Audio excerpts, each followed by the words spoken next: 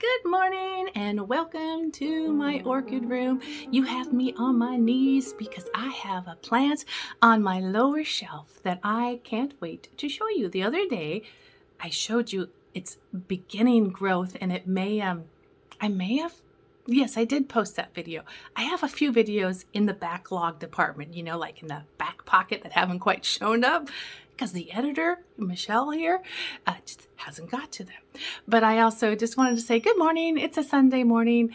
I don't know if I'll get this up today, but I was going to give you a little looky-loo of how the plants are growing here in the orchid room, mostly the vegetables, and if there's anything new that's popped open.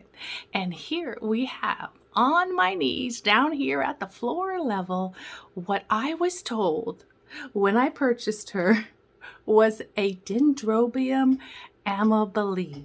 She is a species plant from Vietnam and China area, and she's grown beautifully over the year that I've had her. But as she opened up, she doesn't look like the pictures that I've seen on the internet. There is no pink whatsoever on this girl. So if you can help me identify if maybe that's her, maybe the white changes to pink, I don't know. We'll watch and see together. Let me take you in closer to see her. There she is on my bottom shelf. Let me back you up so you can see the whole of her. That is just one, I don't know if you call it a sprig, a cane, off one of the little nodes that she produced. And as she matures, she'll produce bunches of those, and they hang like clusters of grapes.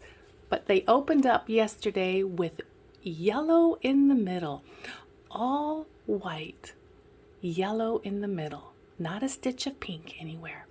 And I'm eager to see if any others are starting to bud, but I don't see any other nodes popping out on her. Like I say, I've had her for a year. I got her from Brookside Orchids.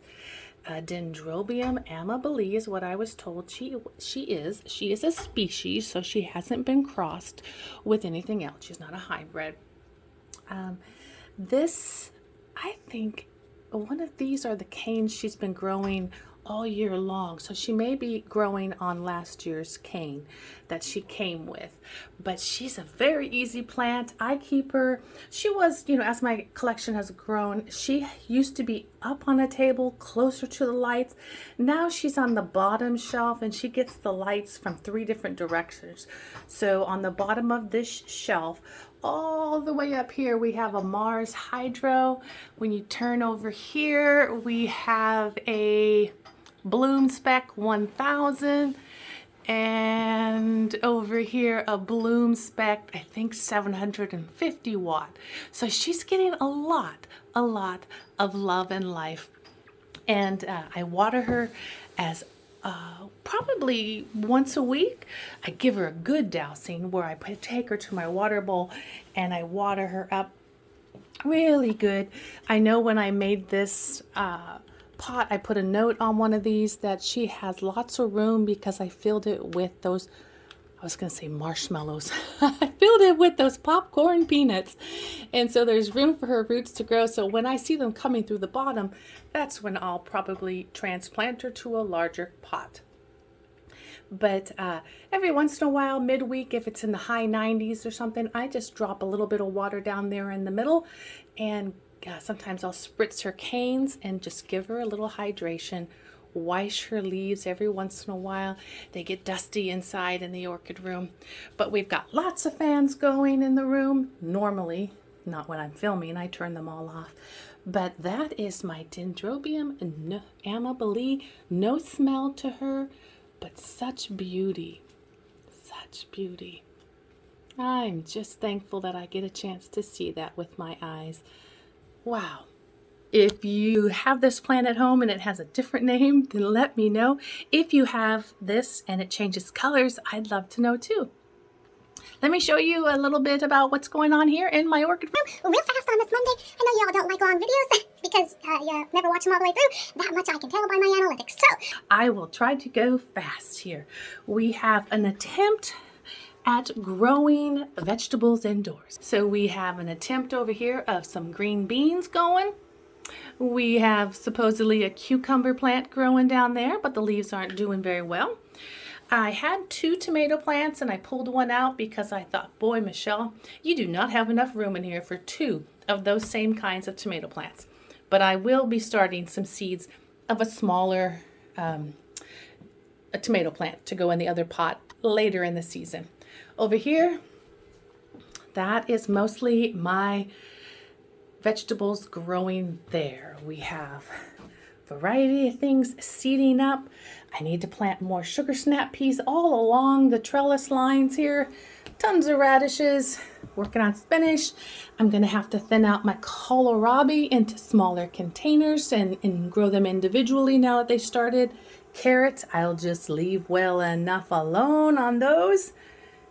And this squash plant back here, as she grows, I'm hoping she's going to take up this trellis here and go up over the top. That's my goal for her.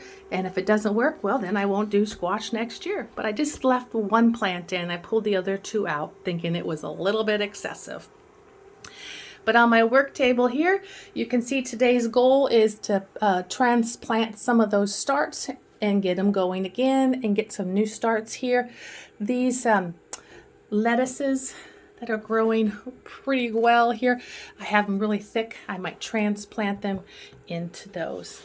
The basil down there is doing well. It's time for another batch of pesto. And we have 2 kinds, the Thai basil and the sweet basil.